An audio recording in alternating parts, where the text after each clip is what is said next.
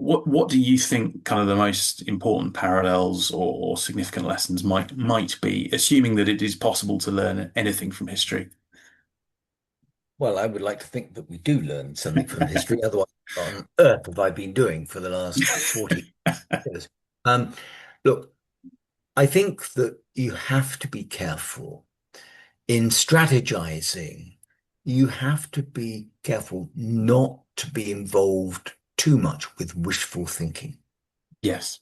I think that the sense that, oh, I can do this in one fell swoop, it's going to happen, it's going to change, and so forth. I mean, do you know enough? Do you have enough historical knowledge? Do you know what, for example, what Iran is like, Yes. actually, in terms of the peoples? Are you certain that by eliminating the top of the Iranian leadership, you are going to bring about people on the streets and demanding, revolution? Well, I would suggest to you that that has not been the case as far as the Americans or the Israelis have been concerned.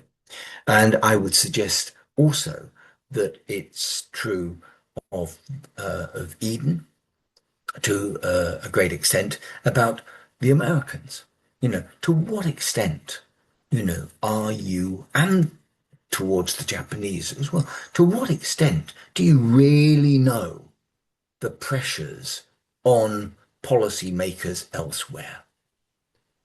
And the point is that you can feel that, oh, the ends justify the means, and oh, I think that we could really do this. You see, if we stand up to the Japanese, what is that going to say to the European powers? It's going to say, don't mess with us because we're not fickle and feeble. But yeah, you have to be careful.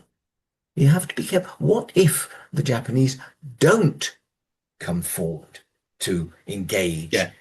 you in some kind of battle that you might have hoped would then render the Imperial Japanese Navy to be, a non-starter going forward?